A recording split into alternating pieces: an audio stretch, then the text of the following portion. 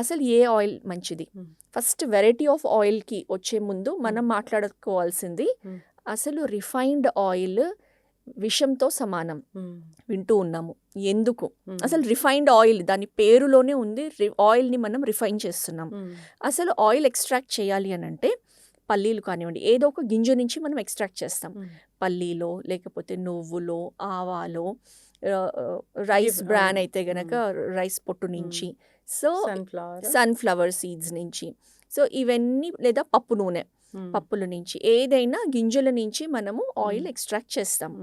Oil extract చేయాలి అని అంటే ఫస్ట్ ఆఫ్ ఆల్ అది ఎక్స్ట్రాక్షన్ ప్రాసెస్లో అంతకుముందు మనకి గానుగ నూనె అనేది మనం వింటూ ఉన్నాము. ఊర్లలో కూడా గానుగ నుంచి ఫస్ట్ ఆ పచ్చి నూనె తీసుకొని వచ్చే వాడేవాళ్ళు. అయితే ఆ గానుగ నుంచి తీసుకొని వచ్చిన నూనె మనకు ఆ స్మెల్, కొంచెం టేస్ట్ వేరియేషన్ అనేది కొంచెం డిఫరెంట్గా ఉంటుంది.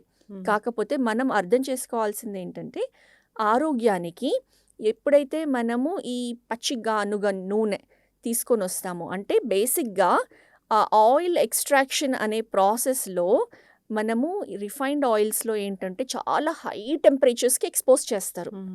ప్లస్ బ్లీచెస్ లాంటివి యూస్ చేస్తారు, కెమికల్స్ యూస్ చేస్తారు. దాన్ని డబుల్ రిఫైన్డ్ ఆయిల్స్గా దాన్ని ఫైనల్ ప్రోడక్ట్ తయారు చేస్తారు.